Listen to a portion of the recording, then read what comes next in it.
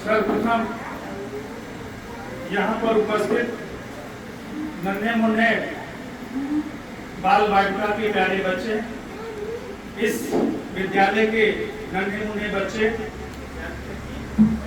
इस विद्यालय के समस्त हमारे सम्मानित शिक्षक साथी एवं इन प्यारे प्यारे बच्चों के आए हुए अभिभावक जो इस कार्यक्रम को विशिष्टता प्रदान कर रहे हैं, आप सभी लोगों को 15 अगस्त स्वतंत्रता दिवस की ढेर सारी शुभकामनाएं, ढेर सारी बधाई। साथियों, हम सभी लोग जानते हैं कि आज हम 78 साल आजादी के पूरे कर चुके हैं और इस मौके पर मैं doctor Sanjay Kumar Dwivedi, ARP mathematics पूरे भारत, आप सभी लोगों का इस कार्यक्रम में हार्दिक स्वागत करता हूं, अभिनंदन करता हूं, वंदन करता हूं। एक बार जोरदार तालियां प्यारे बच्चों के लिए।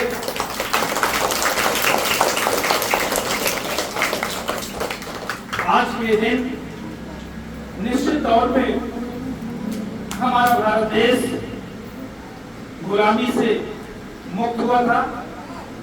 आज ही के दिन हमारे देश में लाल किले पर जो है सबसे पहले ध्वजारोहण हुआ था। यह दिन हम लोग के लिए एक उत्सव का दिन है, एक पर्व का दिन है, यादगार का दिन है। इस उत्सव को मनाने के लिए, आजादी को पाने के लिए हमारे देश के तमाम उन वीर शहीदों को विनम्र श्रद्धांजलि देते हुए हम सभी लोग श्रद्धा पूर्वक नमन करते हैं, जिन्होंने आज हम सब लोगों को आजाद भारत में सांस लेने के लिए जो है मौका दिया। हमारे देश में महात्मा गांधी, चंद्रशेखर आजाद, सरदार वल्लभ भाई पटेल, बाल गंगाधर तिलक, बहुत सारे ऐसे हमारे हम लोग के बीच में थे, जिन्होंने अपने संघर्ष के बदौलत अपने प्राणों की आहुति करते हुए जो है हमारे भारत देश को आजाद कराया था। हम सभी लोग उनके प्रति बहुत ही श्रद्धापूर्ण से नमन करते हैं। यहाँ पे उपस्थित हमारे अभिभावक साथी जो आज इस कार्यक्रम में शामिल हुए हैं, यह कार्यक्रम बाल बालिका, प्री प्राइमरी, आंगनबाड़ी, प्राथमिक विद्यालय बंदरहा द्वितीय विकासखंड पूरे भारत जनपद सुल्तानपुर में आयोजित है।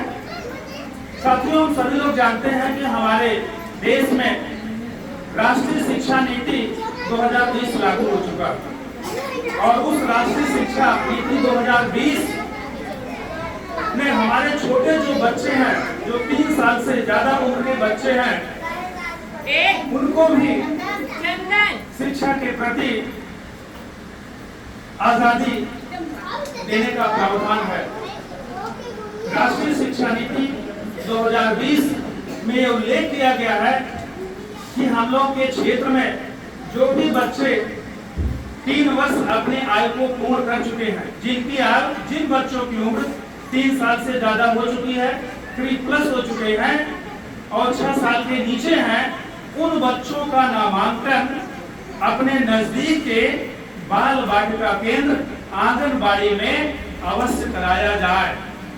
पहले जो शिक्षा नीति थी उसमें ये व्यवस्था नहीं थी, लेकिन जब 2020 में ये राष्ट्रीय शिक्षा नीति आई तो उस शिक्षा नीति में बदलाव किया गया, जिसमें अब जैसे ही हमारा बच्चा 3 साल का हो जाता है और 6 साल से उसकी उम्र अगर कम है तो उसका नामांकन आप बाल बालिका आंगनबाड़ी में करा सकते हैं।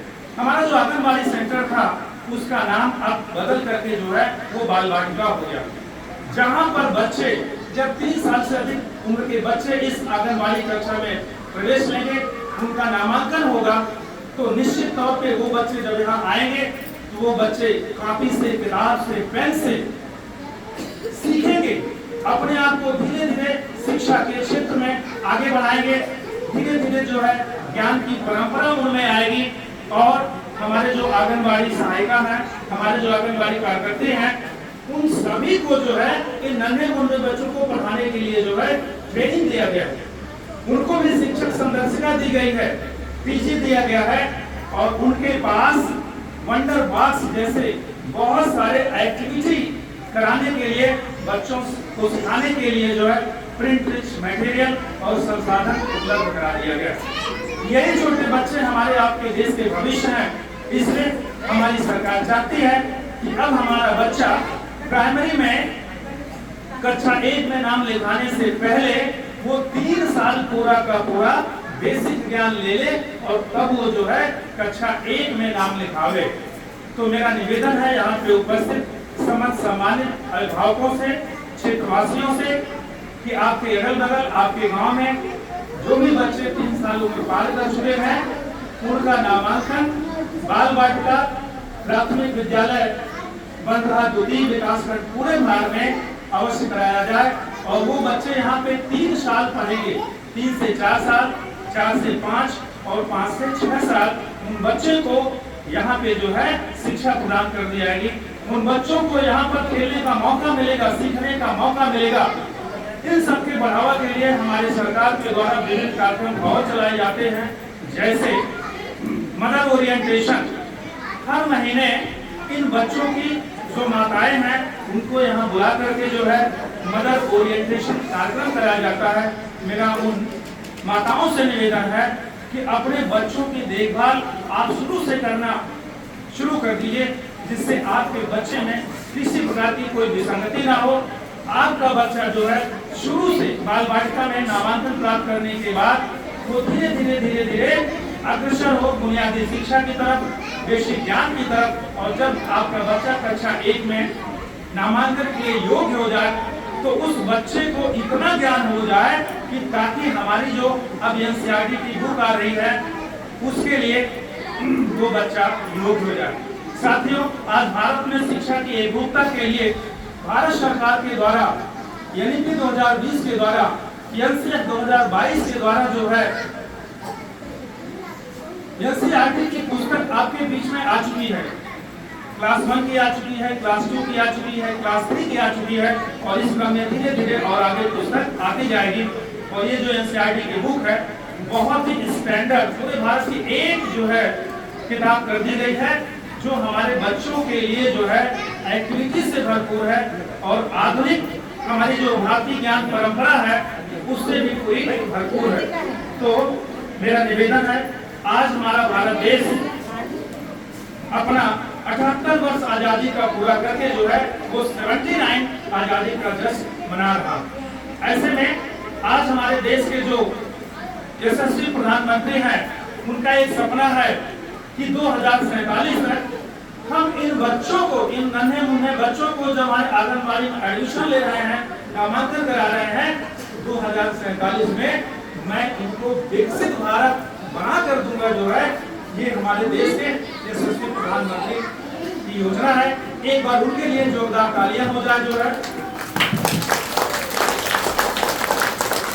आज हमारा देश आत्मनिर्भर भारत बन चुका है।